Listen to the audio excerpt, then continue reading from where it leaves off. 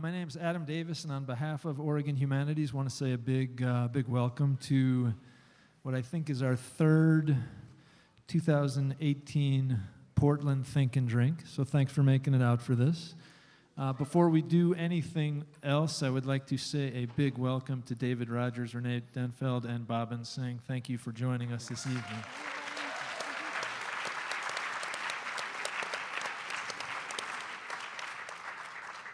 So the overarching theme of the year has been race, power, and justice, and this evening we're going to be exploring alternatives to criminal justice system as it is, and I think as it might be.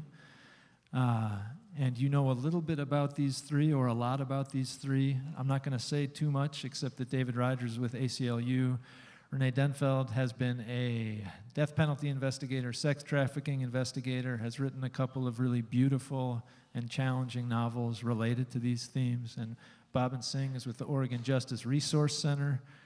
We are really lucky to have the three of you together to talk about this stuff. Having said that, I'm going to ask for just a few minutes to set how we got here, and then we'll jump in. We'll take about an hour talking, and then we'll invite questions from a microphone over here. And then we're going to, when the formal program ends, we will encourage you to stay and talk to each other for a while and eat food and continue to drink if that's something you like to do here. But we'll encourage you to stay and talk to each other for a while. So that's the shape of the evening. Before we jump in, I guess I want to say a big thanks to Tonkin Torp and Stoll Reeves for helping get this program going, and especially Jeff Cron and Emily Carr with those two organizations. I want to thank the National Endowment for the Humanities, which continues to be in decent shape despite rumors to the contrary, and also the Oregon Cultural Trust, which makes events like these possible all around the state. And then I want to say a big thanks to the advisory committee for Think and Drink.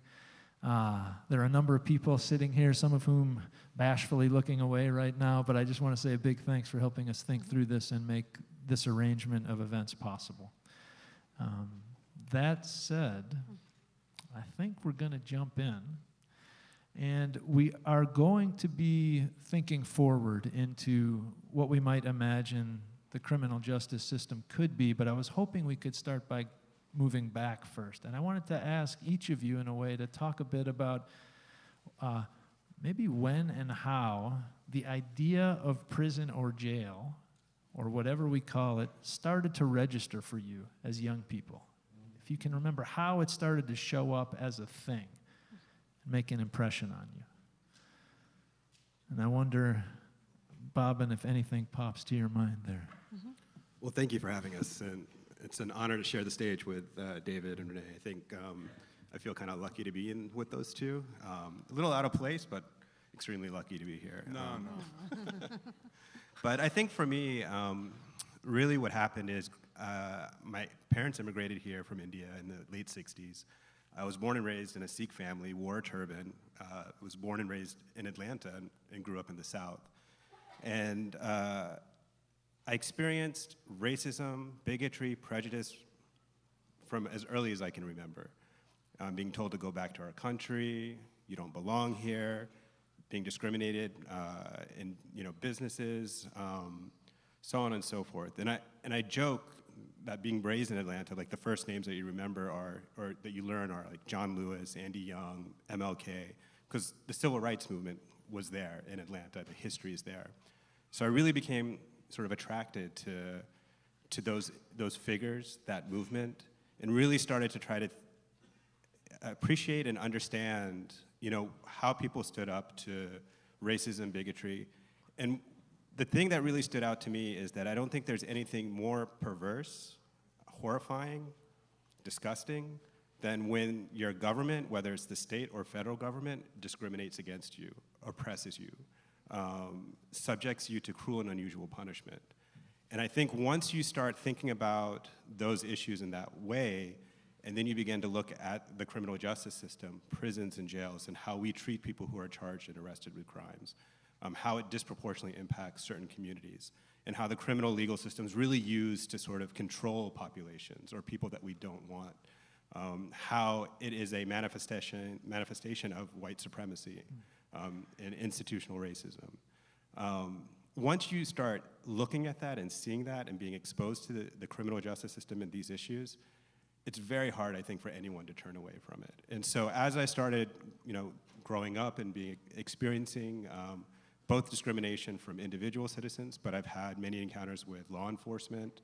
After the Iraq War, it was racial profiling that occurred. After 9/11, more racial profiling.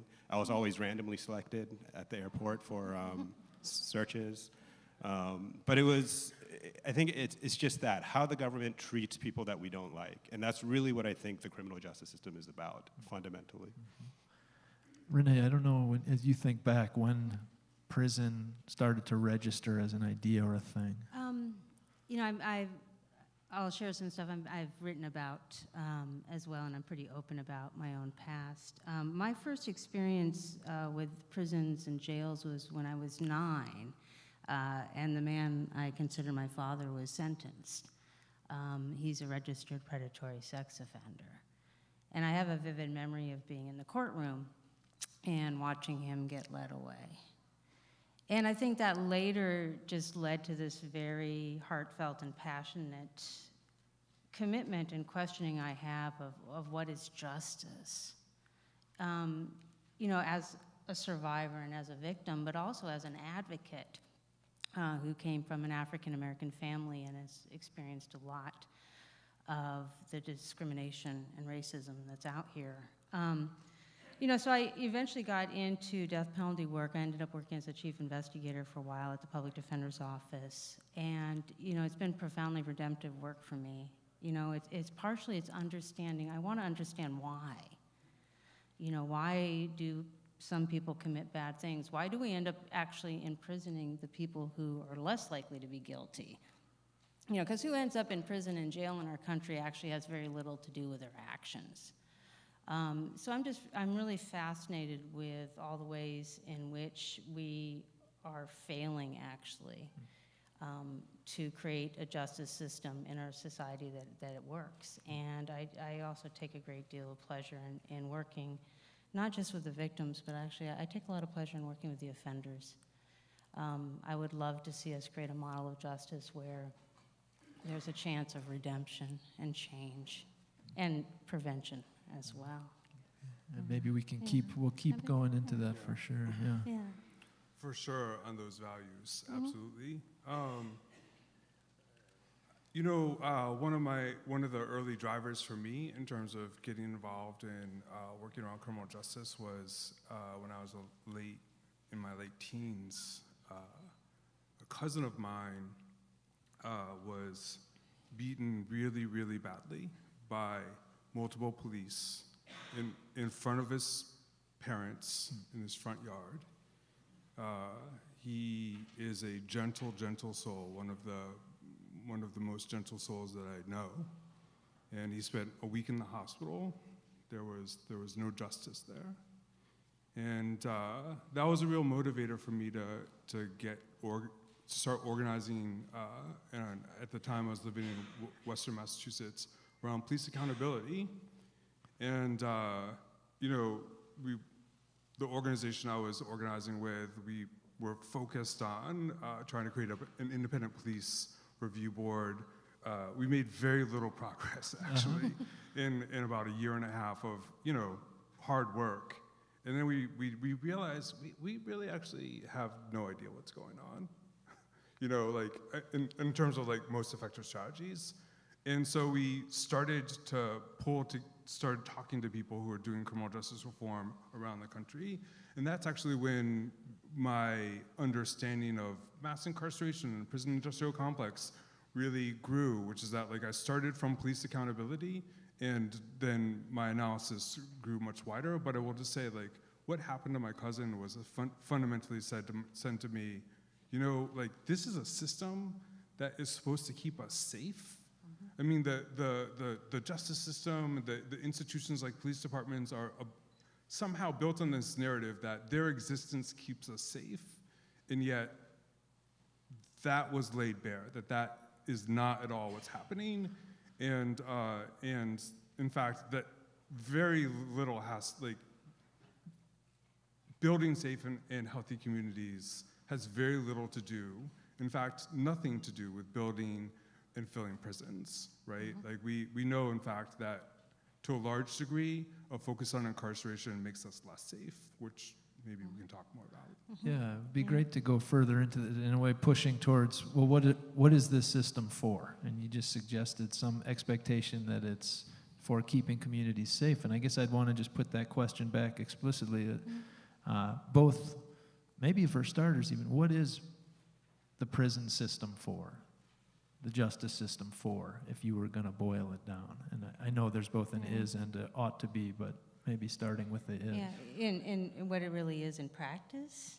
You know, I think in my experience, in Oregon, you know, I think right now we have more prisons than we do colleges, universities. We were talking earlier, there's, you know, right now I think in the United States, 1 in 4 Americans now has a criminal record. And that makes it almost impossible to find housing or work. You know, I think one thing that we need to examine is, and when we're talking about what are prisons for, is there is an economy of oppression. Right now, prisons in the United States are a huge provider of prison slave labor. You know, they sew the uniforms at McDonald's. If you buy Victoria's Secret, you don't have to tell me if you do. I don't need to know, you know, what you're wearing. But, you know, they make those underwear. They put together the phones. They farm. 1 in 3 wildland firefighters is an inmate. So, you know, there's a huge economic incentive for incarcerating. And so I think that's one of the things that they're for. And to be really honest, I think that they're also for a lot of covert and overt racism. And, you know, we're committing genocide in this country. We're committing genocide against people of color. And this is the way we're getting rid of them. These prisons are, you know, you go into prisons like internment camps.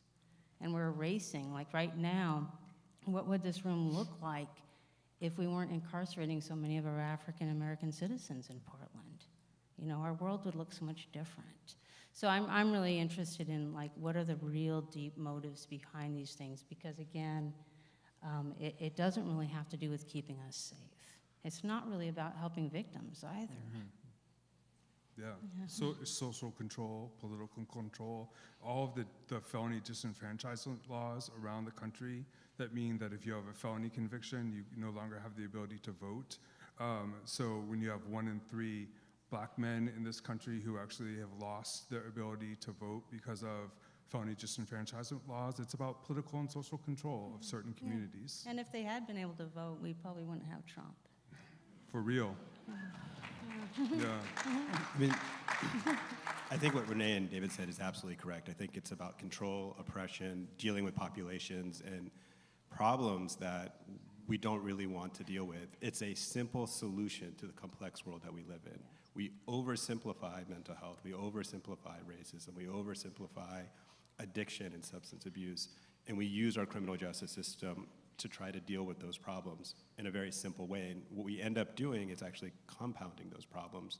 And I think that's really what we're saying when we're saying it's not something that actually helps with public safety or is meant to improve public safety, because we take people who are fundamentally, you know, have some complexities in their lives and then re-traumatize them, re-expose them, or expose them to additional types of systems that just exacerbate those issues. But it's also, so all of that, yeah, but that safety narrative has been built to essentially prop it up, right? And so it's been built in this narrative that there are these monsters out there that people should be afraid of, that society needs to be protected from, and we've seen that narrative develop in multiple ways. It's advanced the policies that drive mass incarceration, right? We saw that there was pseudo-social science in the early 90s that created the myth of the youth super predator, right? The like young black and brown men who are gonna come and like out of the cities and into the suburbs and rain havoc and rape and pillage, and it was that the myth of the super predator, right, was actually what then drove the proliferation of mandatory minimum sentences, which is one of the largest drivers of mass incarceration. It drove the policies like we have in Oregon, Measure 11, that treat 15, 16, and 17-year-olds automatically as adults in the criminal justice system as soon as they're charged. These are these notions of these monsters that the system needs to protect us from are well-developed myths, and that also are fundamentally about advancing racism as well. So, Absolutely. go ahead, sorry. Yeah, and I'm really interested in that because I completely agree. I think what our society has done is we want to other people. Mm-hmm. And we've created the myth of the monster. You know, doing the death penalty work for years, I've worked with a lot of people who, part of what we do actually is exonerations. There's investigators like myself have now exonerated over 250 innocent people off death rows. Thank you. But the difficult subject is, what about when people are actually guilty? You know, what do we want to do with people that are guilty in our society? This is a really important question. And in our society, there's just so much anger and so much hostility and rage that is directed at people that have even committed minor offenses. And I think we want to other them. Like you said, we want to turn them into the monsters. And we're going to banish the monsters. There's nothing more primal and frightening as a human being than to be driven from the tribe and to be banished. It's the most, to be banished, I think, is the most, probably the most horrendous sort of punishment to give another human being is to drive them away from humanity. And yet every year that's what we do to thousands of people. We're saying we're dehumanizing them. We're saying that they don't deserve our humanity. And I think one thing that we need to think about, as some of us, I think a lot of us in this room probably identify as liberals, is we need to really be brave and courageous and examine our own susceptibility to those myths, the myths of the monster, and our own roles in perpetuating mass incarceration and how we've gotten here. Earlier, you used the word redemption as something to think about, and maybe we can get back to that. I'm thinking about redemption on one side, which sounds like it's, at least as you used it, I thought you were talking about the person who has been incarcerated. And then, David, you were talking about safety for communities as being part of the argument. I guess I wonder, what are the other arguments for a prison system, and are any of them convincing? Well, that's it. Do you want to jump in on that one? I mean, the arguments you really hear are based on public safety, incapacitation, deterrence, the idea that somehow if people know they're going to be incarcerated, that will deter crimes or mandatory minimums. I mean, it's really about controlling and creating this idea that we're going to be safer by removing people from society, locking them away, disconnecting them, and then forgetting about them. I mean, that's really the hope. That's why prisons are built far away from urban centers. It's very hard to communicate with individuals once they're incarcerated. And then the legal remedies and options for individuals who are trying to move forward with challenging their convictions or whatever is also very daunting. So, I mean, I think it really rests on this fundamental myth of public safety. And it only is able to happen because we actually know very little about our criminal justice system. We have very little real information about what's going on, about the people who are incarcerating, about the policies and practices of both law enforcement and prosecutor's office. The way this has sort of been able to explode over the past couple of decades is because we have failed to ask very deep questions. And if there was, in my opinion, any other aspect or segment, part of our society in which we had a system with the failure rate and lack of efficiency and the costs that are associated with incarceration, we would long ago have removed it or said, we cannot, this is not sustainable or functional, it makes no sense. Absolutely. There's this, hell yes. There's another piece that I think helps drive the notion that like the current system is what it is we need, and we need more prisons. We need to be harsh with people, And like, when you said that, hey, like, look, let's talk about folks who actually have committed crime, right? Like, it's not that harm isn't being done out there in the world, but then like, so there's this notion of accountability oftentimes is brought up and connected to, well, part of what the criminal justice system is doing is holding people accountable. And to be clear, like, I actually think that accountability is a very important value. I want like, not just because someone has broken a law, right? Like, if I am inappropriate and I've hurt someone's feelings, I should take some accountability for that, right? Like, accountability is a good thing, but the way that it has been distorted, right? The notion of accountability, the way it's been distorted to advance the idea that we need more criminal justice, more jails, more prisons, harsher sentences, longer sentences. It's like, really, there's a difference between accountability and punishment. And the truth is that our criminal justice system is really about the punishment paradigm. It's not about accountability at all. And so, but you have the people who are out there stumping for the policies of mass incarceration, saying things like, we need to hold people accountable. Well, what they're talking about is not accountability.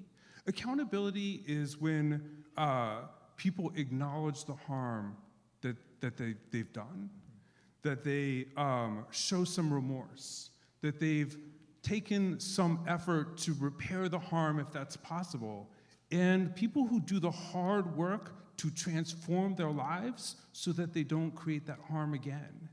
And to be clear, punishment is not all that, right? It's passive. It's like the only thing that you need to do to accept punishment is to not escape it. And our criminal justice system is fundamentally about punishment. It's not about accountability. It's almost the opposite of accountability, because incarceration doesn't force people to acknowledge the harm that they've created, doesn't give people a shot at repairing the harm. And when you lock people in cages, to be clear, there is nothing to allow people to do the personal transformation to rebuild their lives, to be better on the outside. So like, we talk about accountability, but that's not what's happening. Absolutely.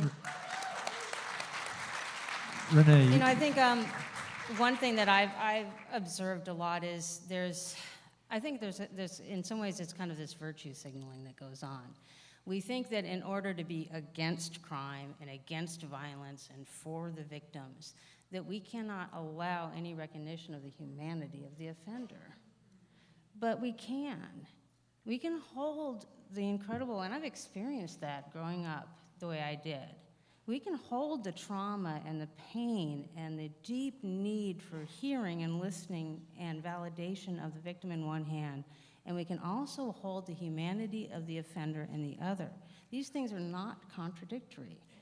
Yet even in our culture, I think people of all political stripes have bought into this myth that in order to validate the victim, they have to dehumanize the offender and say that they are worthless and will never be fixed and never be okay. And I'm speaking as a survivor as well as somebody doing my work. That doesn't actually help the victims. It doesn't give us what we need. We need to feel that what happened to us mattered. And if what happened to us mattered, then our society will engage in prevention and will engage in actually keeping it from happening again. Not just locking everybody up and thinking we're going to throw away the key. And meanwhile, when we get into those conversations, who gets locked up again? It's not Woody Allen, It's not the privileged, it's not Brock Turner. It's not the privileged white guy who is actually out there still free to commit horrible offense after horrible offense. Those are not the people that are actually getting locked up. So I think, I agree. It's not. What's happening now is not about accountability, and we also need to confront that it's really not about helping victims either. And I believe that if we create a victim-centered approach to justice, a restorative approach where it asks the victims, what do you need? And gives the offender a chance to change, that would actually do more for people like me. Bobbin, yeah. David and I are both reaching for the mic. Good job. You know, building on both what David and Rene said, I think, you know, David was talking about this language that we use, accountability and punishment. Rene is talking about this divisive sort of zero-sum game that's been created by proponents of mass incarceration. This is intentional. They create this confusion using these types of languages and this type of division. And I sort of call it the trifecta thing that proponents do. One, they try to shame individuals who have committed crimes by defining them as their crime, rather than looking at sort of the human, the complexity sort of that brought them into the justice system. They oversimplify that individual. Two, they take data, not good data, and just a sliver, and put it out of context and try to demonstrate, oh yeah, this is actually working. I had a district attorney not too long ago tell me that mandatory minimums have actually helped with racial disparities in this state. And that's not what the data shows. But he was looking at just a portion of it and stating that, and then when you hear it, people believe it and get confused by it. And the third thing that proponents will do is do this thing what Rene is talking about, is this idea of this zero-sum game, that in order to have real justice, you know, it's about the victim, and you have to punish the defendant.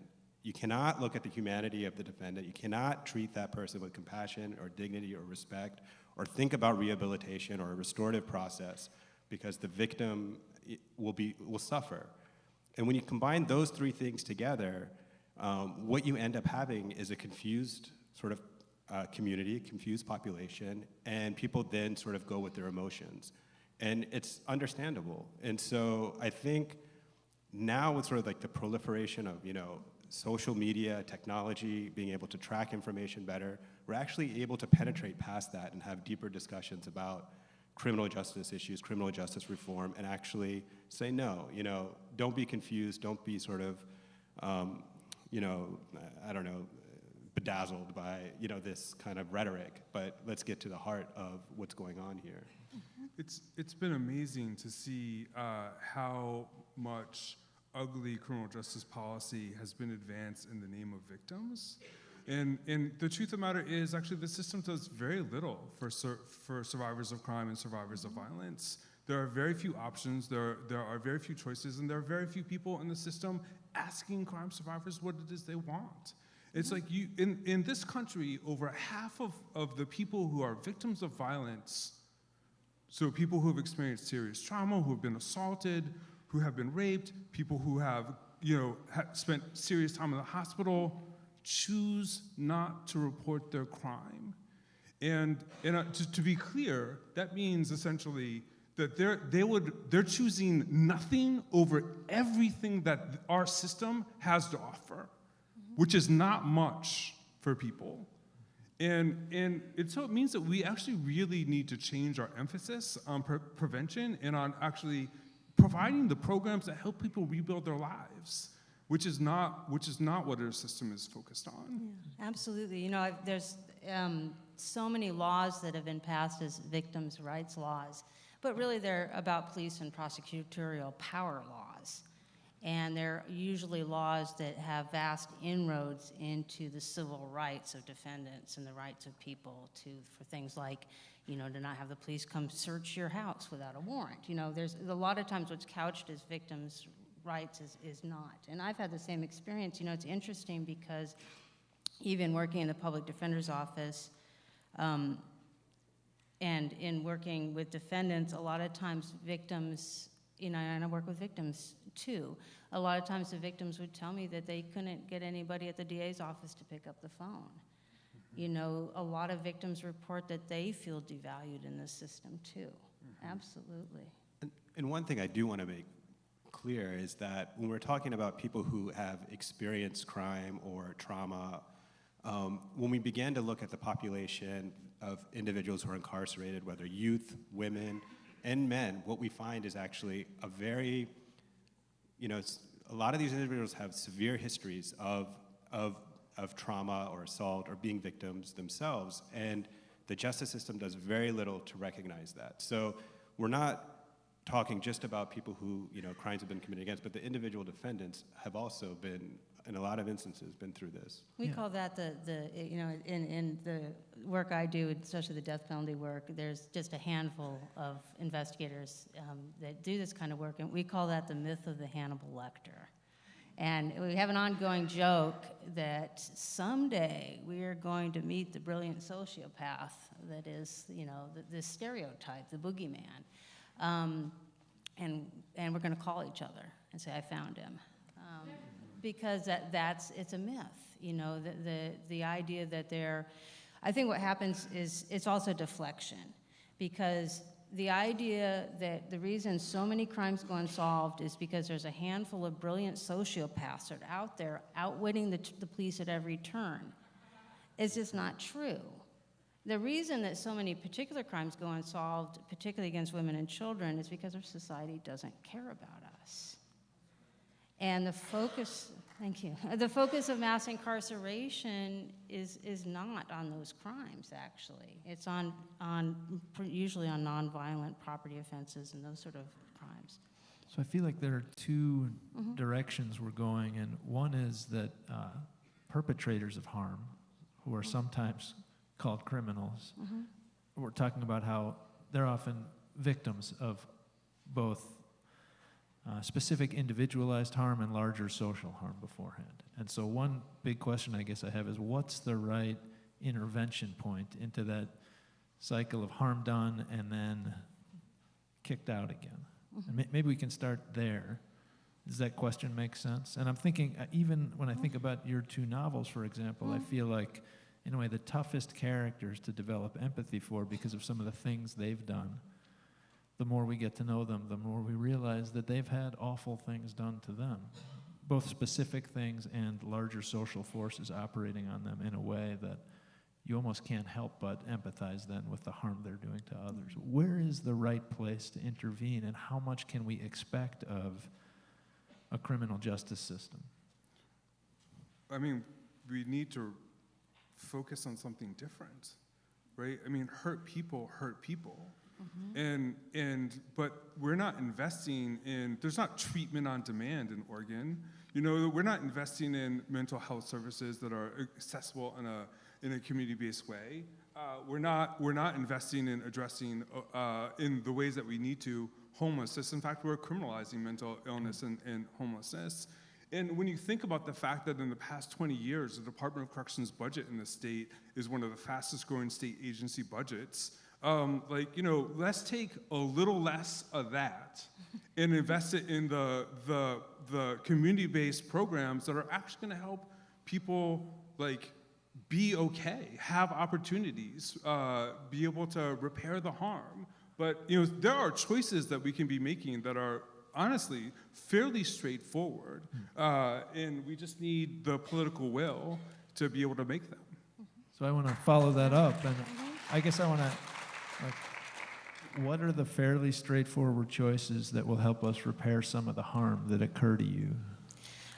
I think, one, and to the credit Kate Brown, our governor, recently, for instance, there was a wonderful kind of coalition of forces that came together, including actually people that often work in jails and prisons.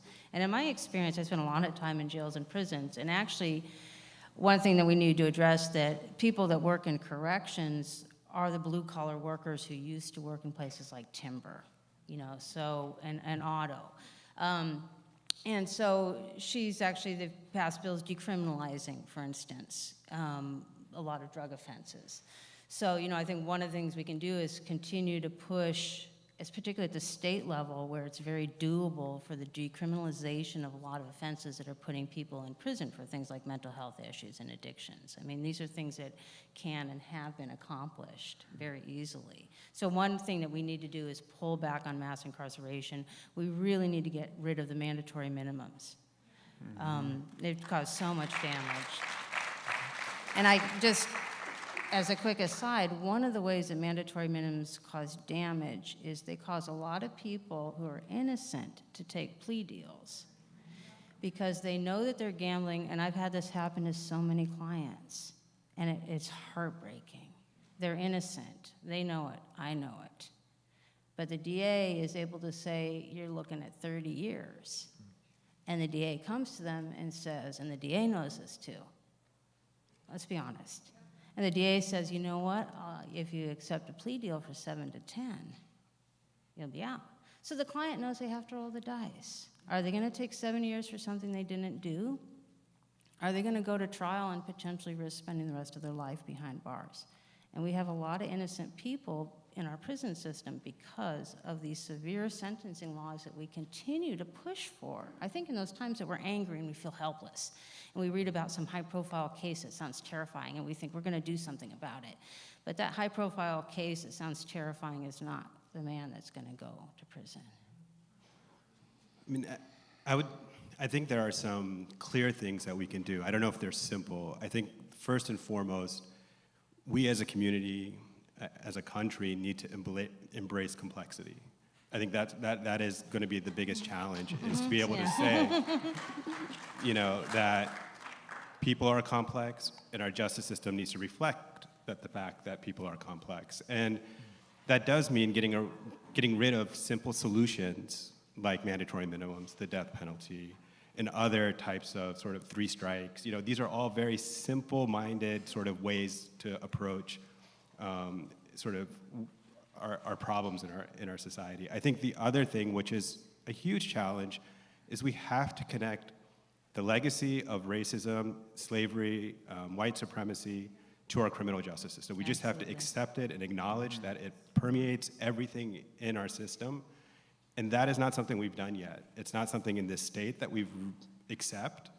You have elected leaders that get tongue-tied and, will say 100 different things except that was racist or this is racist. It's remarkable. It's absolutely remarkable. And we have district attorneys who deny racial disparities in our criminal justice system, or that institutional racism exists. Just last week, here in Multnomah County, and I'm sure this was just an oversight, innocent mistake, it wasn't malicious, but prosecutors were hanging 3 headless dummies in a courtroom next to a jury box that were wearing the clothes of African-American defendants that had the pictures of African-Americans on their chest. Now, I can see how they were trying to show these are the clothes that people were wearing, but when I first saw it, the first thing that came to my mind was a lynching. And this was next to the jury box. And so along the way, there's these sort of death by 1,000 cuts, kind of these racist things that happen that we just don't acknowledge. So I think, for me, those are the things that we have to start with. We have to start with those, 2 things. Yeah, I fundamentally agree with that, and I just wanted to build on that for a second. So on complexity and racism, thinking about those 2 things, we need to acknowledge that there's also this kind of notion of the good victim and the bad victim that is highly racialized, and also in policies and laws have been built on this kind of like ugly bifurcation that continues the cycle of holding people down. So for example, what do I mean by this? There's federal dollars out there that circle around to municipalities to provide victim assistance. There are people who don't have access to victim assistance. And for example, one of the things that prevents people from getting access to victim assistance is if you have a prior felony record. So a sex worker can get brutally assaulted, and if they have a former felony conviction, are they going to get any victim assistance that might actually help them be safe, to put their life back on track? No. And when, how do I say this? So if you're young men of color are 10.5 times more likely to be robbed or assaulted than white women. But if you've ever taken one of those implicit bias tests, right, where the objects flash on the screen and you have to do a split second, who is this person? Who's the victim in this situation, right? But we don't think of young men of color as victims of crime. But in fact, it's communities of color who experience the highest levels of crime. And so they experience a double burden in the criminal justice system, where they experience the highest levels of crime and violence, and yet are brutalized by the very system that is meant to protect them, because mass incarceration is ravaging communities of color. Yeah. Yep. So, So where do you go for help? yeah. Well, so it's interesting, Rene, when you used the word redemption before, I heard it in terms of individuals who were being incarcerated, and now I'm thinking about the system and whether the system can be redeemed. What would it mean for the system to be redeemed? And if we can. And you know, I think that for whatever, when we talk about, you know, the cultural kind of climates and things, and you know, one of the things that I think that we all need to really wrestle with is our own defensiveness as communities, our defensiveness and our sometimes our unwillingness to see our own complicity in this system. And that's part of that beautiful complexity. And we, you know, I think of mass incarceration as the way that liberals often hold the gun. You know, we are complicit in this, and there is no shame, and there's everything powerful about saying we need to change. You know, we need to stop abandoning our communities of color.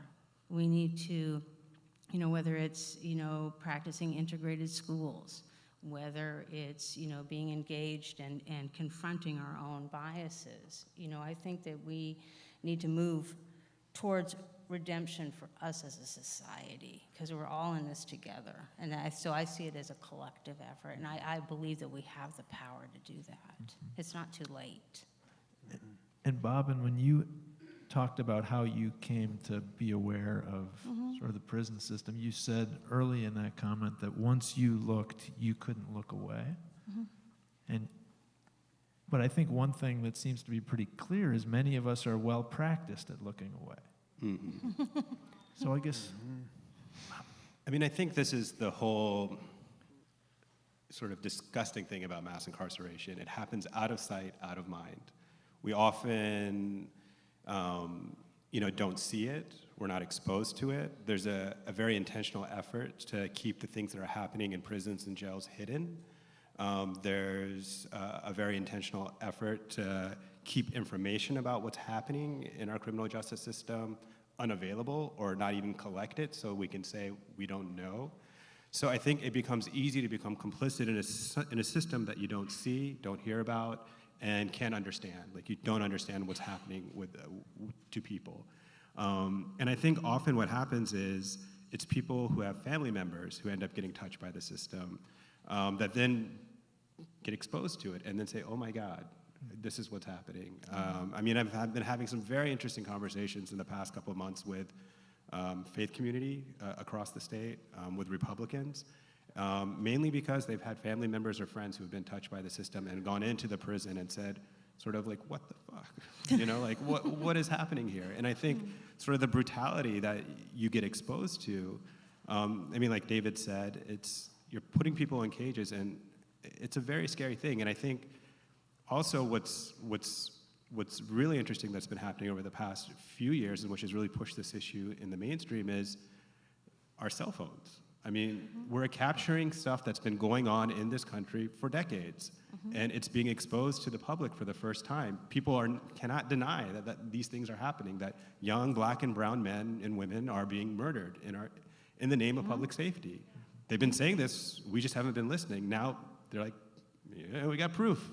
You know, so I mean, I think that's it. It's just, we have to do a better job of listening to folks, but I think it's very intentional. It took a lot of creativity, took a lot of imagination, and a lot of sort of like thinking to create the system that we've had, and it exists because people want it to exist that way. You know, if I can add on to that real quick, you know, because I spend a lot of time in prisons, and what you're saying is, you know, is so true. You can drive an hour and a half, 2 hours out of Portland and go, you know, the state's filled with prisons. And it's like a whole nother world. It's a world inside of our world, and you can walk into these places and there's thousands of people. And they've been erased and vanished, and they're largely people of color. And it's, you know, it's just this astonishing, sad thing. And the story I was going to tell real quick is every now and then I get calls from reporters. And this just blows my mind every time. I'll get a call from a reporter saying, well, I really need to get into Snake River. I really need to get into OSP. They start naming prisons. And you see, prisons have rules against journalists going in. That's how closed off we have allowed this system to become, how much we are hiding ourselves from the truth, that we have allowed these prisons to say journalists cannot even come in. So I get these calls from reporters saying, well, can you tell me how to get into this prison? Because I'm a licensed investigator, I have access. And I say, I can't get you in. And the question I always want to ask is, like, how many decades now have you been not trying to get into this prison? How could we collectively let this happen? The atrocities that occur. I'm just going to be really frank. I mean, there's a group of inmates that recently very bravely came forward to file a lawsuit about the prison rape gangs that staff are complicit in. You know, the brutality, the deaths that don't get recorded. You know, and we put children in these places. You know, it's just, it's so horrifying, and I agree. I mean, I just wish we need more pressure to, you know, we should have reporters in there. We should have people in there. We should be minding what's happened to our own country. And to be clear, Department of Corrections and Prisons are public agencies. Mm-hmm.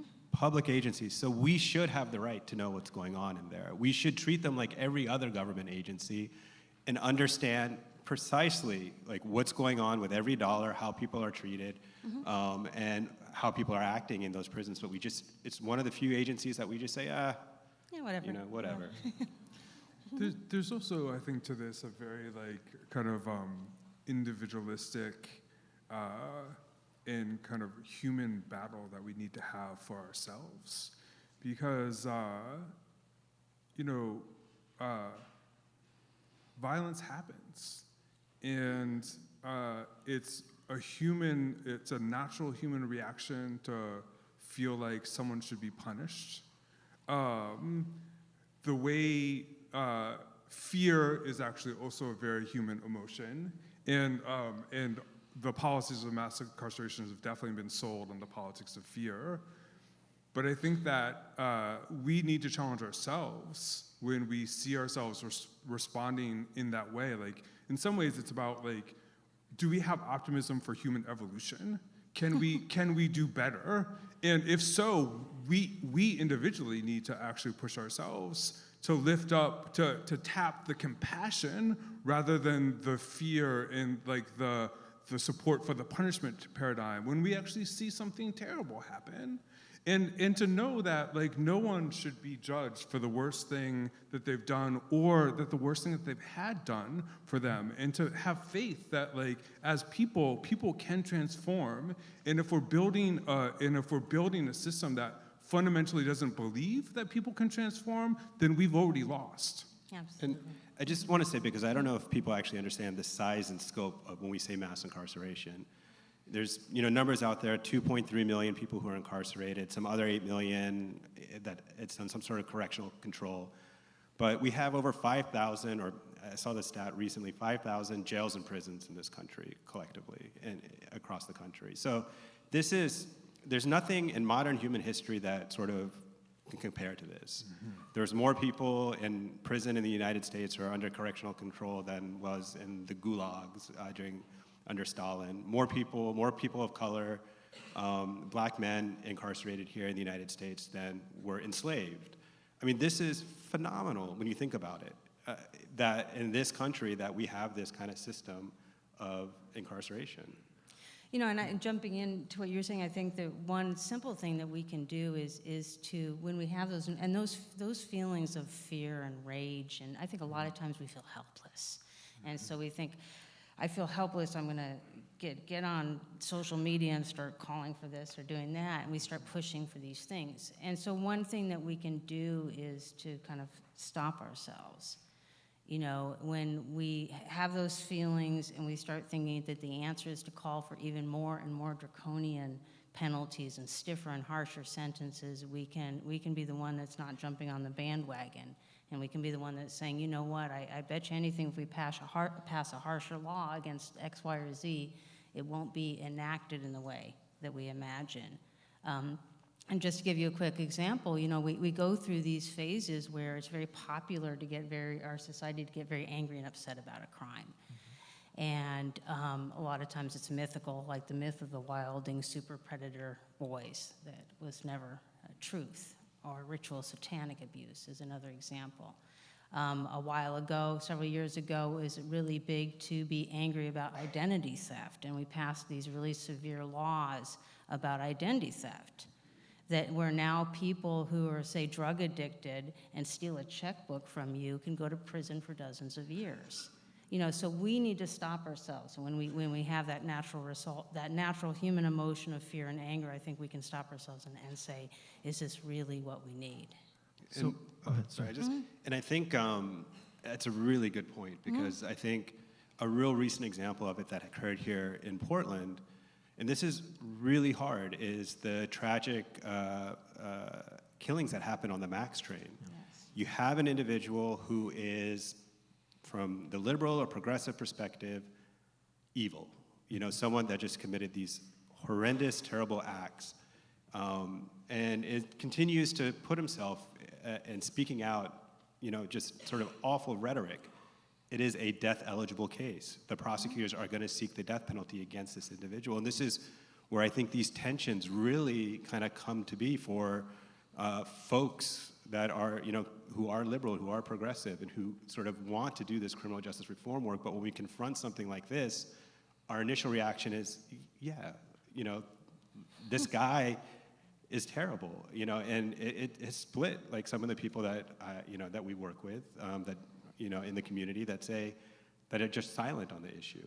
And so it's a very real thing, and it's a very hard thing. So, you know, again, we're talking a lot about how bad the system is and what it stands for, but it's complicated. It's not easy. You know, these are tough emotional issues to work on. And it's also, I think it's easy, you know, that in that particular case, you know, that's, you look at that person that committed that offense, and there's a long history of all the ways in which we failed. And executing him is not going to stop white supremacy either. But it does feel to me like the complexity of this is one thing. The difficulty of holding these things together, on one hand, an intense skepticism about the size, scope, and duration of the justice system as it is, and at the same time, a hope that we might find it within ourselves to start turning this around. And it sounds like there's some hope in technology, there's some hope in other things we might see, but it feels more than complex. It feels incredibly challenging to look through. In a way, the more we see, the harder it can seem to come out the other side of it. So I've heard moments of what sound like optimism or hope, and I want to ask for help seeing those. Well, recently we hosted a speaker, and he was talking about, over the past couple of decades, we've just been outspent, out-organized, and he was saying, you know, it's as if we were going against an army or a tank, you know, and we were running with a spoonful of water and trying to defeat that army with that spoonful of water. And by the time we run and get there, you know, the water's all spilt out. So I think, for me, the hope is you know, I think we are having a very sort of soul-searching spiritual conversation about how we punish, who we punish, racism, white supremacy in this country. It is a battle that's happening. I feel hopeful because I think we're finally beginning to start talking about the root causes of some of this.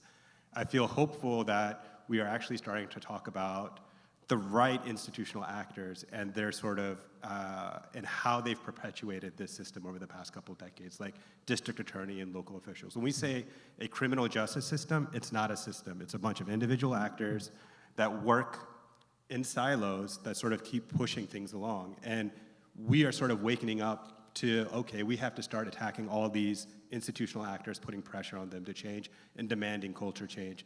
And we have to start spending money, and we have to start organizing better. So for me, all those things are starting to happen in ways that haven't existed before.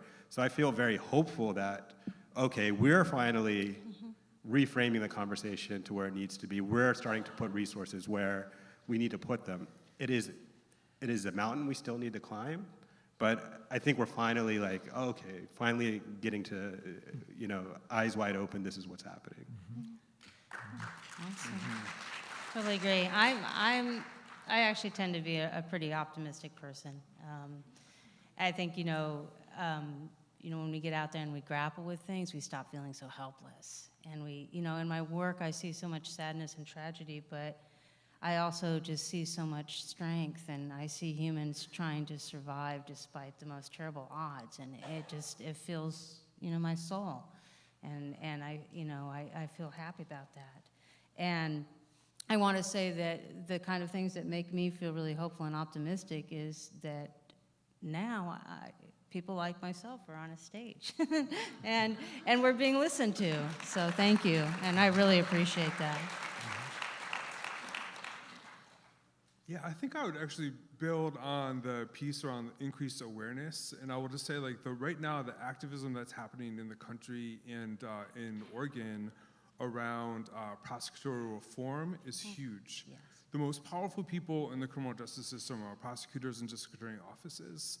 They define more than anyone, more than judges, more than police, what happens to someone in the criminal justice system. They have largely defined their success based on metrics like how many convictions they have, the length of sentences they convict people to, and to be clear, those are not the benchmarks for whether or not they're adding to helping to build safe and healthy communities. And so right now, there's a movement happening, right, that says we need to redefine the role of prosecutors in our criminal justice system and totally change the benchmarks. And by the way, most of them are elected, so we have power over them, and we're beginning to shine a light and pay attention on them. And I think that's going to actually create some serious change. Yeah, I think looking at district attorneys, sheriffs are elected, county commissioners are elected, mayors are elected. All these folks at the local level have more power and control over our criminal justice system than anyone else, and we can put pressure on them in ways that just hasn't been done before. These are actors that have largely been ignored. But to David's point about district attorneys as the most powerful actors, it is incredible when we as advocates or people, advocating for reform, talking about having this conversation and demanding a conversation around criminal justice on a level playing field, just demanding that level playing field is a threat. They feel so nervous and so scared and push back, saying, how dare you demand putting attention on us? How dare you demand fairness? How dare you demand us showing you what we're doing? And they have been operating in a way that is this asymmetrical relationship, that prosecutors have all the power when it comes in the criminal justice system. Defense attorneys are largely, negotiating with them. They hold all the cards. It's this culture, this asymmetry. And when you challenge that asymmetry, it's really remarkable. It's kind of scary, but it's just like this remarkable thing that's happening that district attorneys don't know what to do. And they say all these incredible things and push back in these ridiculous ways. It's interesting. I'm aware first that in a moment I want to open up for questions, but I also want to ask, in part because of, I think, Rene, your comment about who's up here, and now we're talking about people that aren't up here, that are part of the conversation and part of the system, and I want to ask, what would be the best question that a district attorney could put to you as you make the case you're making? What are the questions that you think are the really good penetrating questions that, were there a district attorney on stage with you, would be that person would be raising? While being raised of the district attorney? By. Not of, by. Yeah. I want to try to, if it's possible, to go, okay, to attribute sincerity. Well, yeah, it's very important that we don't, I think that, recognizing all these things, again, I don't think any of us here are trying to say they're the monsters either. Sure. I think most people that get into this kind of work are well-intentioned, and they have been, unfortunately, kind of spoon-fed a diet of television and all these other things that create these monster myths and these sort of things. And a lot of them, I think, there's a lot of hostility and reaction. And like right now, one of the things that we're pushing for too is pay parity, because DAs tend to get paid 3 or 4 times what somebody in my position. We joke it's indigent defense, which means indigent pay. And so that just creates a huge disincentive for people to do my kind of work. It makes it really difficult. It devalues the work. It's very hard for decent attorneys in particular to stay doing this kind of work. So, I would just start from the premise that they are, probably very well-intentioned people that need to be having these conversations with all of us. Yeah, I guess to be fair to district attorneys, they're the most powerful people in the criminal justice system that we have a lot of critiques of. And so they need to take some responsibility for the status quo. But that said, because they do have so much tremendous power, they have tremendous ability to make positive change. And so I have a sense that we're not gonna be able to change this unless they join us. So I don't want actually to be oppositional. I want them to be in collaboration with us to critique and to change the system, because we need them. Absolutely. Yeah, I think that helps me, maybe that helps me frame a question badly put a moment ago. I guess I want to ask, if you had to boil down the question we ought to walk out of here thinking most about, and when I say we, I mean we broadly, whatever our role is. Well, you're going meta. It's a tried and true, maybe not always effective, but I reject the premise of the question. I knew that was going to happen. what happens if I accept your rejection? It's complicated. We're going to go to questions in just a minute, but I really do want to ask the meta question, whether you consider it meta or not. And The question that we would ask people to... the question you'd like us to... I mean, I think there are a lot of things already, clearly, that all of us are grateful to you for getting us thinking about. But if you, to boil down and go, what's something you want us, as we're going to sleep tonight, to be thinking about, an open question that you want us thinking about? I can't really think a question. I would say that, I think that we all have the power to make immense change. And one of the things that we do in our society is we devalue that. Women in particular, I think, we're socialized to be afraid and told that we're helpless and that we need some other person like the criminal justice system to take care of us. And we're not that powerless, and I think we all have this capacity and ability to make a difference. And a lot of times it's even the smaller things that we do, checking in on the family down the street, volunteering, trying to tackle these issues with integrity. So I think for me it would just be that recognition of that power and the capacity that we all have, and it's something that we can all share in this journey. And every movement, the civil rights movement, for instance, there are the people that are the protesters. There's the people that are the lawyers. There's the people that are doing my kind of work, and then there's the people that are doing other kinds of work, and it all has value. We all can make a difference together. Go ahead. Well, We're afraid of you. I think it's building on some of the values that both Rene and David talked about accountability, punishment, redemption. Most of the people, 95% of the individuals that are incarcerated are going to come back into our community. So I think we have to fundamentally ask ourselves, what is the goal? What are we trying to accomplish? And I think from my perspective, it has to be restorative. It has to be rehabilitative. Our goal as a community has to be to lift up people and to help heal. And that is not easy. It's a very, again, complicated thing to do, but I think that's the question we need to begin to ask ourselves. Because once we start asking ourselves that question, then I think the whole frame of the conversation shifts about what is the purpose of the criminal justice system? What do we want our prosecutors and defense attorneys doing? What do we want our law enforcement doing to help ensure that if people are sort of violating our social contract, what things are we doing along the way to make sure that that's not going to happen again? And we're not having that conversation. We haven't really started that conversation in a meaningful way. Thank you. I guess so where I would go with it would be, I think that, first of all, social change is oftentimes a slow process. And we can get lost in the path of incrementalism. And sometimes, if we're really going to reimagine justice, we need to resist pushing back on rejecting ideas that seem overly idealistic or impractical or seem too far away or maybe not viable at all. And sometimes it's healthy to let ourselves imagine. And so just in the spirit of Angela Davis, who wrote this really powerful book called Are Prisons Obsolete? I would ask that we allow ourselves to imagine, what would our society look like, even if it's 80 years from now?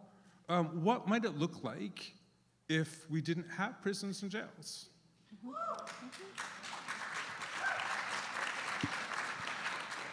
Thank you. So here's what I'd like to do. I'd like to have us shift to questions from this microphone over here, and that I know it can feel like a lot to get up and walk over there and ask a question, but I want to encourage people that have questions to get ready to ask them. While we're transitioning to that, can you join me in saying a big first thank you to David, Rene, and Bobbin?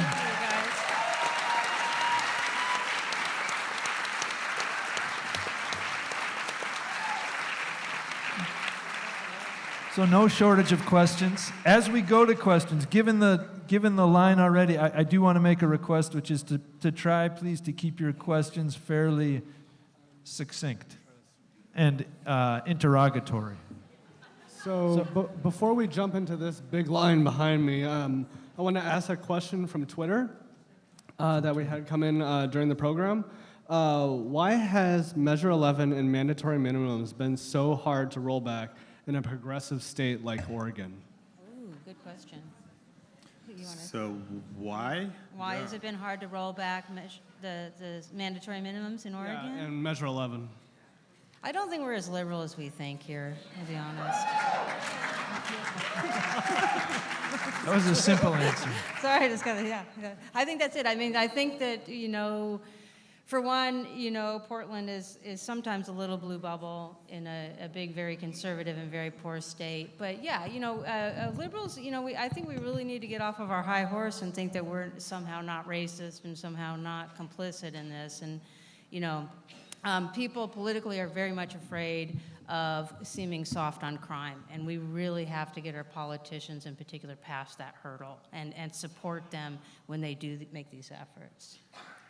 And there's another, this is maybe a little bit more of a kind of policy wonky response, but when Kevin Mannix put Measure 11 on the ballot in 1994, he also put something that I refer to as Measure 11's sneaky cousin, Measure 10 on the ballot. Measure 10 also got passed. And what Measure 10 says is that essentially any criminal sentence passed by a vote of the people needs a 2/3 vote of the legislature to change it.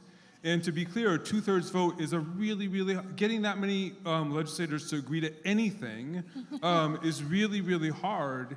It's a higher bar than they need to pass new taxes.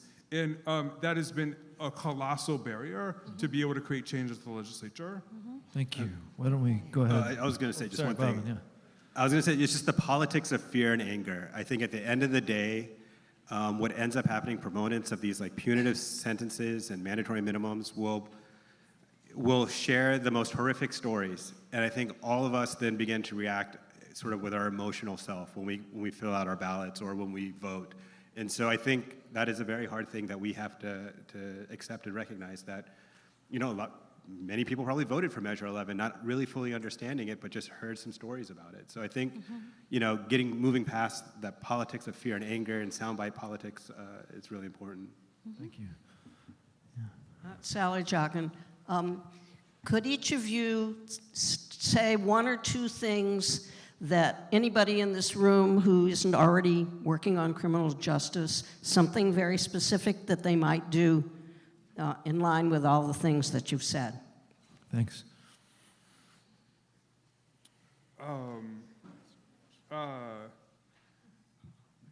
Email your district attorney. If you live in Multnomah County, it's Rod Underhill.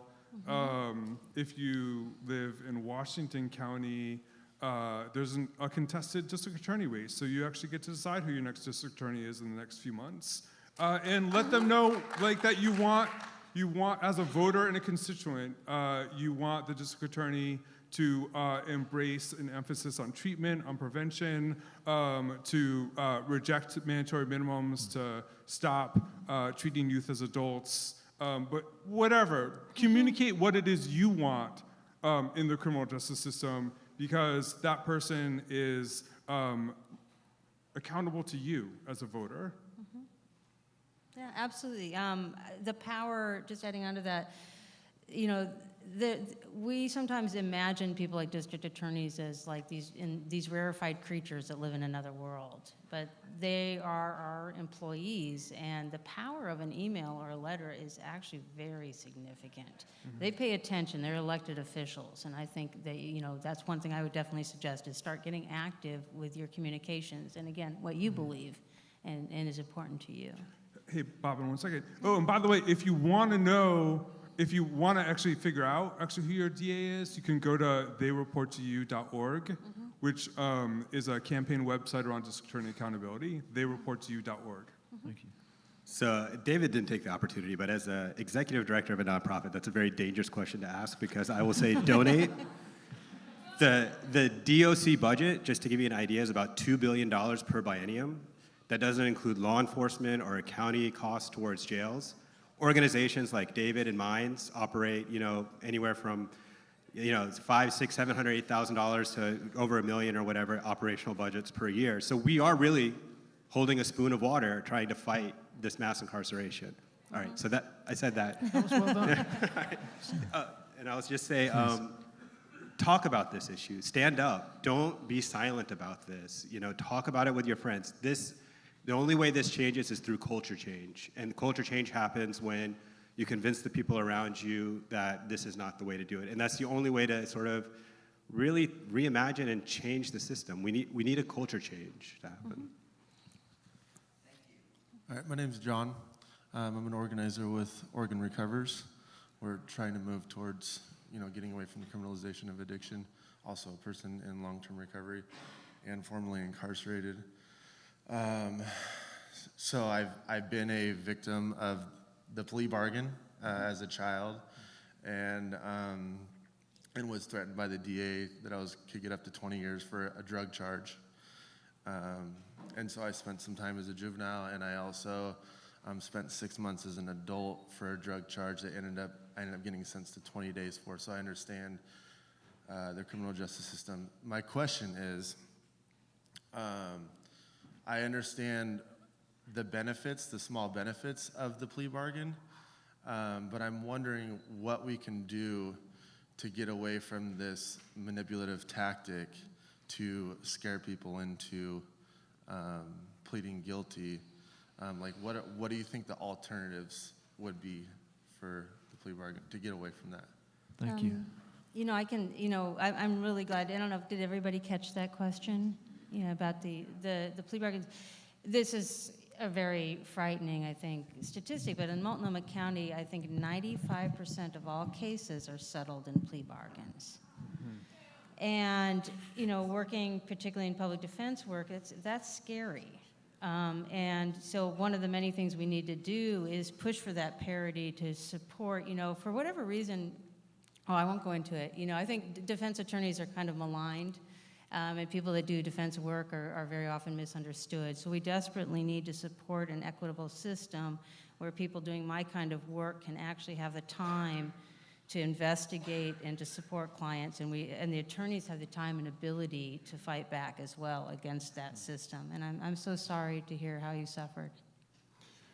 So that stat that you provided is actually pretty representative of what the reality is across the state. So about 95% of all criminal cases in Oregon, in all of Oregon, are resolved through a plea agreement. And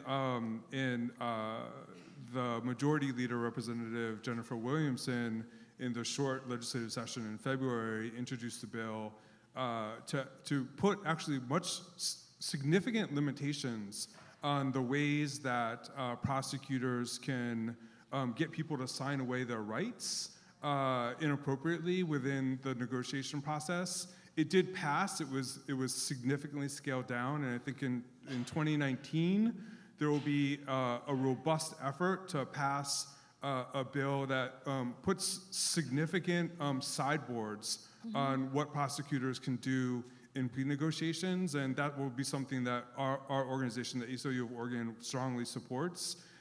It's never too early to talk to your state legislators to support that.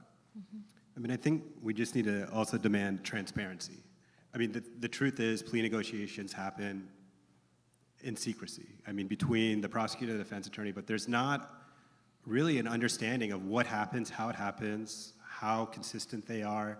And so we need to demand transparency about this process, and that will force change. That will result in, I think, meaningful change.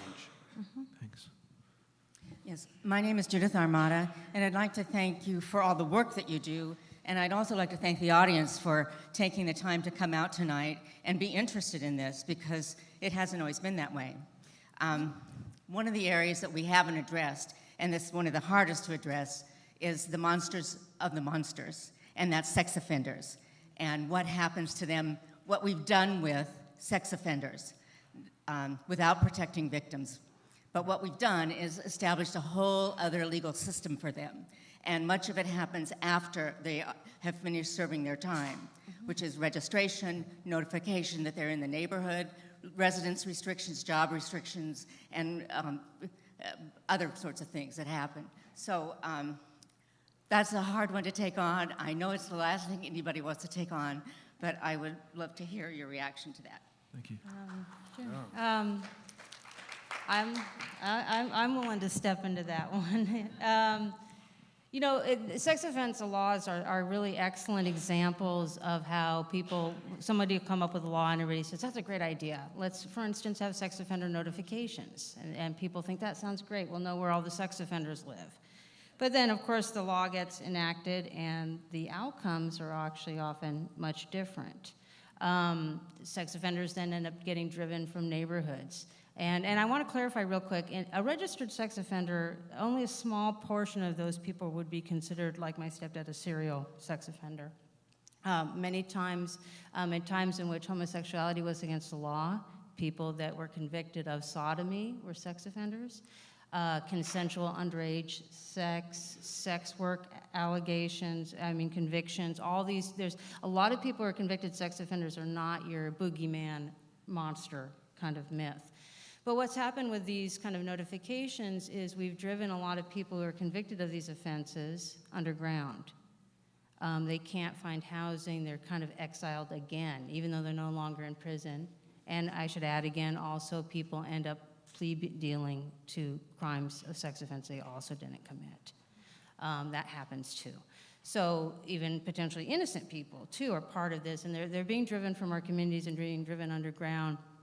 And instead of looking at the actual possibly dangerous sex offender who's still actually living in your neighborhood and what we can do about that, we're dealing with like this massively problematic system where people are becoming homeless, and they're certainly not getting treatment, and they're certainly not being monitored. So the actual outcome of notifications has been completely the opposite of what we've tried to do.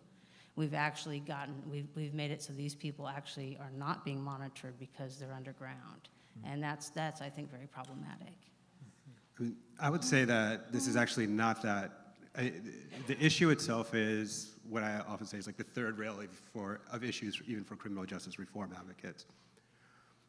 But if we're really willing to embrace, again, this complexity and science and good information, this is not a hard issue. Most of the policies that have driven sex offense sort of policies, laws, how we treat and punish individuals who are convicted of sex offenses, is just driven by fear, anger, not good information or science. When you begin to look at the information and science, the policies and the treatment of individuals who are convicted of sex offense don't make any sense. It is overly punitive.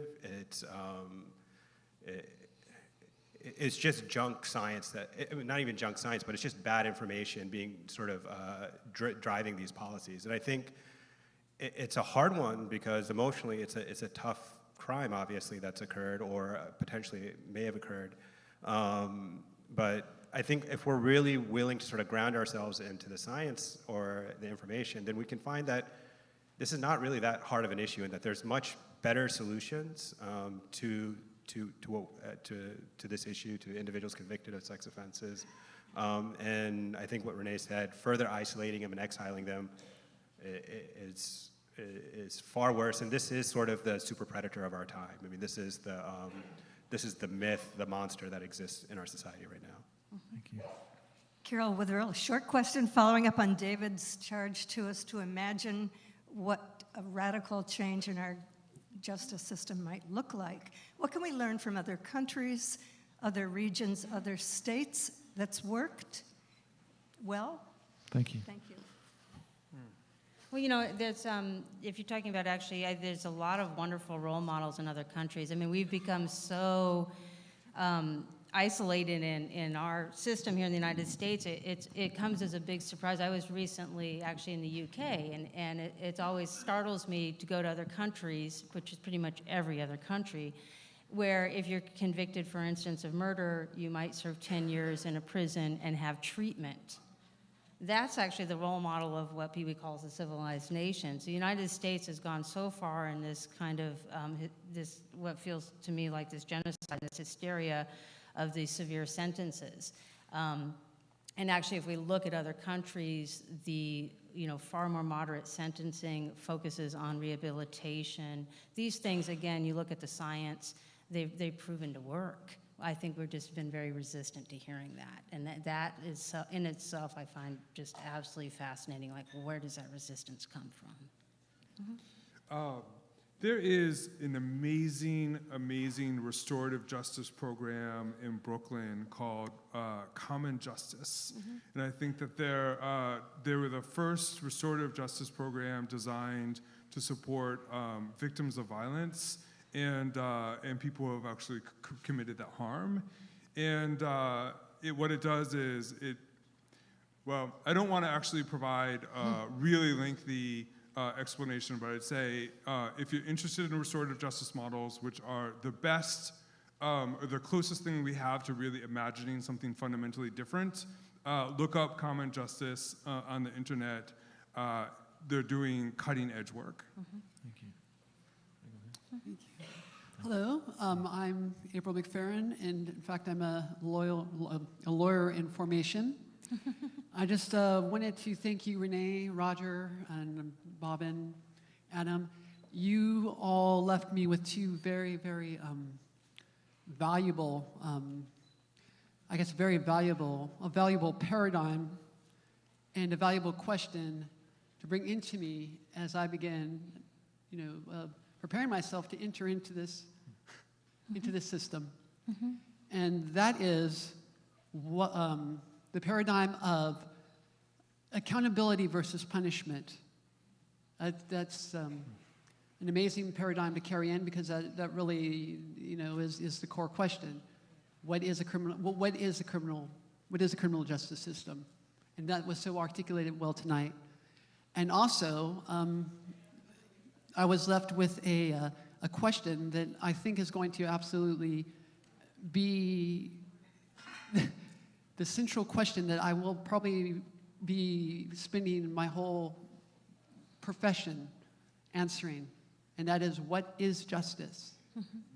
And I really want to thank you, Rene, for putting it in those terms. What is justice? And I also want to say, Rene, that as a woman and as a survivor, me too. And thank you. Thank you. Thank you all of you. Thank you.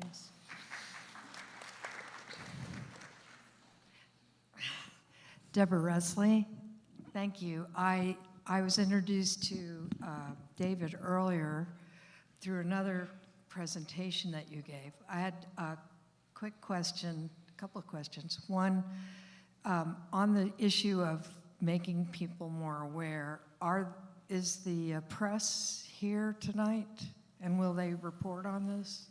If the press is here, would you raise your hand? There's some sort of new media in the room. Okay, good. Okay, good. The other thing is, I did contact my DA's office, Rod Underhill, about the issue of non-unanimous juries and mandatory minimums. And I'm a geologist. I'm not a lawyer. I don't know, I don't have answers to all of these questions. And it's come up that the group I'm with, that's part of my church, really needs something like a pro forma letter that people can sign up on that will really make an impact to Underhill, because I was told that we need to write letters, and if you ask people to write individual letters, it's not going to really make much of an impact. So do you have something? I looked on your website for the ACLU and I couldn't see any kind of thing like that, a tool. There is actually an action alert on theyreporttoyou.org that allows you to email your district attorney, whatever county you're in, and I think that could be a helpful resource. Yes, I've been on there, but I didn't see anything that I could sort of co-opt to sort of summarize, and something that I could speak to the DA about that would actually be impressive for him. But Can we take it? maybe I can contact you later on. And that we can, issue. I think it's a useful suggestion as well, and appreciate it. And the other quick thing is, how do we address pay parity for defense? Because why do they have 400 people on their caseloads, and there aren't enough people there to Yeah, I think that has to happen at in the state level too, and there has been a push on that. I'm not quite sure what the issue is. A lot of that is just educating people and educating our politicians as well. Remember talking actually to Kate Brown about it. She was nice and came and visited the public defender's office, and she seemed genuinely shocked when she heard about the pay scale. So I think that's one thing that we need to do, is get that information out. A lot of people in the general public are not aware of that horrible disparity that discourages so many young attorneys and people from going into the field. Is there a website we can reference, or can we reference the work you're doing, or? For me? Yeah. I have a website that's about my work and my writing. It's, if you're interested, it's www.renedenfeld.com. It's just my name. You Google my name. Okay, great. It has an email button too, so if you want to get in touch with me, just hit that email button. All right, great. Yeah, thank you very much. I appreciate it. On the issue of pay parity, I think it's important to remember that the state funds public defense through the Office of Public Defense Services, so it's state funded, whereas district attorney's office are largely county funded. So to get the state legislature to actually allocate funds for defense is harder than county commissioners sort of rubber stamping public safety dollars at the county level. So I think one way to start forcing the issues is start engaging with your county commissioners, so start asking, to get them to ask the DAs, why do you need so much money? What are you using your money for? Justify these line items, and that just doesn't happen. And so the DA presents a budget, the county commission approves it. So I think, there's other ways than just simply asking the state to give money, but I think we need to start asking why the DA needs X, Y, and Z, or this amount of money. Very good point. Hi, my name's Tori. Thank you guys so much for being here tonight, having this very important conversation.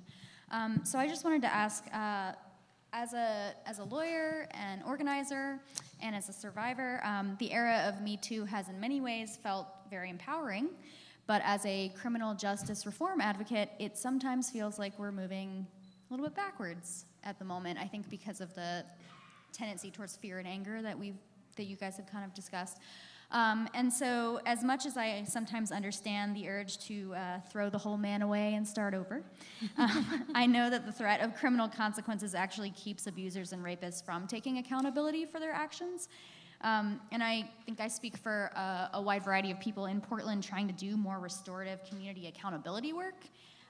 So I guess my question for you guys is, what can we do about people who refuse to take accountability for the harm they've caused right now? Because I think for people who are willing to do the work, there's avenues outside of the criminal justice system, right? But right now, I think it feels really difficult to figure out how to address the situations in which people aren't. Thank you. Yeah, that's a great question. I mean, well, first of all, the Me Too movement is so powerful, and I feel like this could be a transformative moment in our society where we're really raising the bar and saying like, hey, like, look, there's all this behavior and engagement and harassment and assault that is fundamentally unacceptable, and as a society, we're not going to take it anymore. And if I hear your question, I mean, I think that one of the things, well, first of all, in terms of the hope for the evolution of the Me Too movement, just like the criminal justice reform movements have evolved, is having a sharp conversation on what does accountability look like. But to your question, what it is I heard is like, hey, how do you actually hold someone accountable when they're actually not acknowledging the harm? And you know, it's interesting, like when people are in denial, like what do you do, right? Like what do we do with a prosecutor who like doesn't think racial disparity exists in the criminal justice system? And I think that in that instance, the best tool that we have is to like name and frame, to be able to say like we see you, this is what we see happened, like, you know, and it's the kind of unveiling of, so that people have to confront it. Yeah, you know, and I think that I agree. The Me Too movement is immensely powerful, and the way I feel is it's kind of a big roar in a way, and it's a chance for victims to feel heard finally, and that's I think what most of us really want is we want to feel heard, and we want to feel that what happened to us mattered and people care. There are times when the person that offended against us isn't taking accountability. And that's, you know, certainly what happened in my case. In my personal experience, then, when that person doesn't take accountability, that's when that anger, and those are normal feelings, that anger, that fear, that rage comes into play, and we think, I'm gonna punish this person. I'm gonna either put them in prison or ostracize them or do something terrible to punish them. And it doesn't work. And yeah, in the end, what we can do for each other, and I think this is why Me Too is so important, the validation, the hearing, and the love and the care we need, we can find it with each other. We don't have to always think and say that that offender has to be punished. We can get that from each other, and we can give that to each other. We should just take these last 3 questions fairly quickly, and then we'll, again, encourage to stay and keep talking, but let's keep the formal thing for just these last 3 quickly, yeah. My name is Kayana, and I was a public defender in Alaska for almost 4 years, at which time I represented over 2,000 clients. Wow. And in that time, never once did I see something that approximated justice in any way. And when I spent years thinking about why that was, complexity was really the issue, whether it was the beat cop on the street who was engaging in racial profiling, or when he was supposed to protect and serve, he was really just hunting black men down the street, shooting him, and then getting administrative leave, which amounts to paid vacation. Whether it was how we treat something and fancy something up called white-collar crime that really cost taxpayers millions or billions of dollars in golden parachutes and no prosecution, compared to something like property crime that might cost somebody $100 or $1,000 to repair a car window. You see across the board, it's on the cops on the streets, it's the judges in the system, it's the DAs, it's the legislator.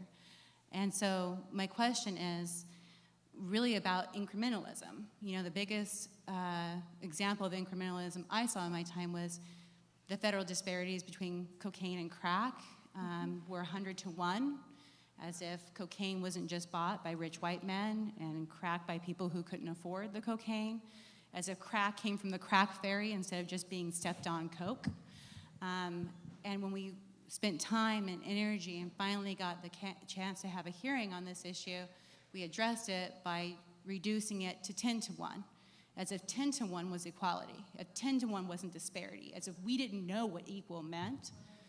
So my question is, do you really think, any of you, that there's hope for change to the current system we have, or do we need to just start over?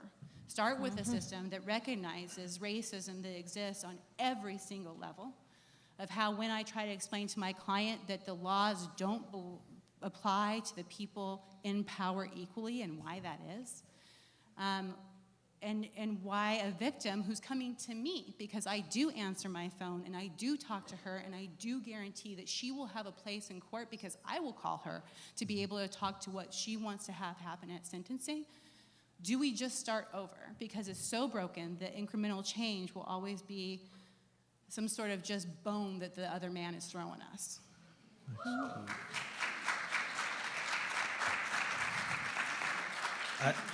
Yes.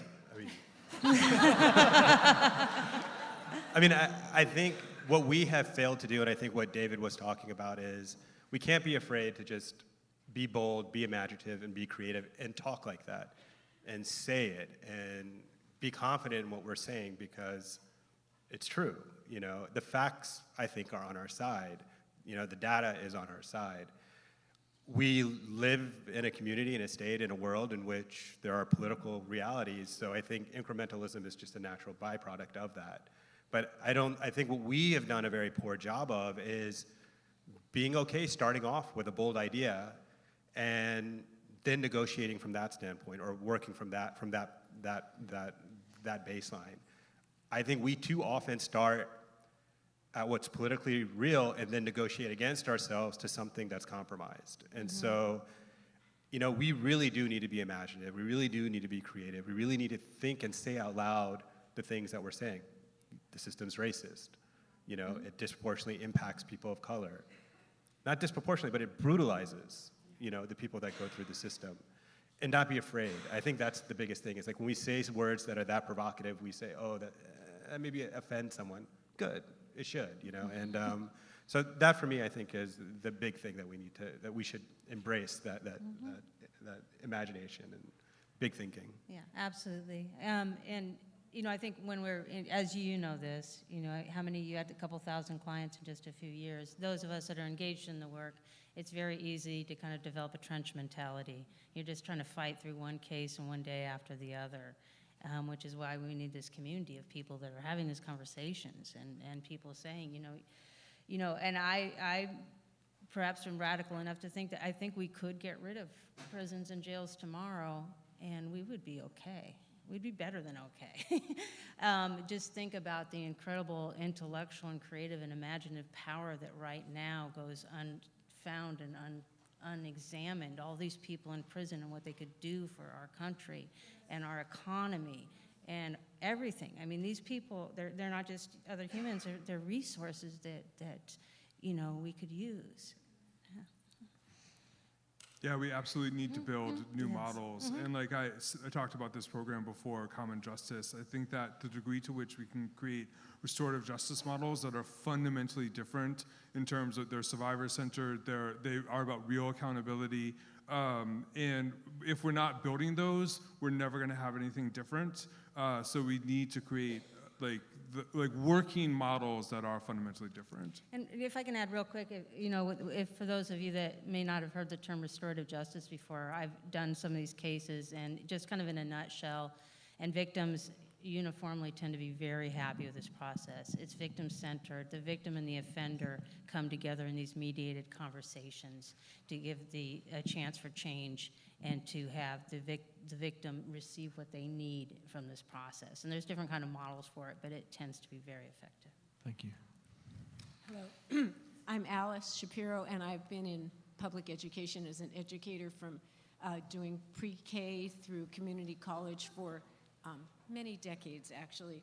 So my question, I have a couple, but I'll keep it brief, is how do we get the money, how do we get privatization out of the prisons? Because we can see that the more anything is for profit and benefits the privileged, the more it's going to be perpetuated. So how can we work towards ending privatization of prisons and then get some of that big chunk of money into our public schools? It looks like we're getting to be way at the top of incarcerating people, and we are number 48 out of 50 in educating our children. That's the bottom of the pile. So the question came out from you folks as to when do we start educating people, kindergarten or below, and we're trying to do restorative justice in schools, public schools, but without the funding and without a good teacher-to-student ratio, it's not going to happen. And I think a lot of it is because of privatization. So how do we stop privatization? Thanks. That's my question. I mean, we were talking a little bit about this before we came on stage, but mass incarceration, it is money driven, it is profit driven. There is a lot of money in mass incarceration, and while we don't have private prisons here in Oregon, there's a lot of contractors that are making a lot of money off of mass incarceration. So I think, we really have to start being strategic in how we attack this and going after the money and countering it with our own resources and money, to be honest. And then the education and incarceration thing, there's a direct link. I mean,